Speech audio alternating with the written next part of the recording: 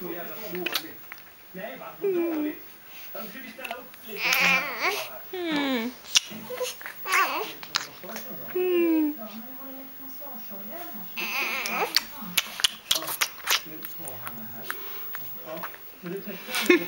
Gillar din mamma? Men jag sa ju till dig att hon inte gick på vanlig hemförsäkring. Det sa du inte, Alex. Jo, det sa jag. Nej, det hade jag kommit inte ihåg om du hade sagt det.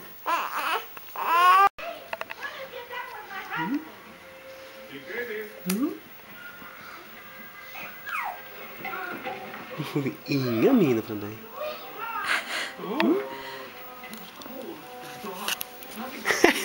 Ja, vilket leende. Ja, vilken tjej. Ja.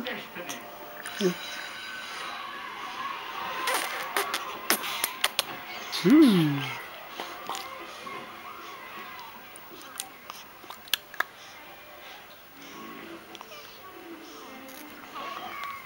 Mm. Oj, oj, oj. Det är så mycket spännande här på gång.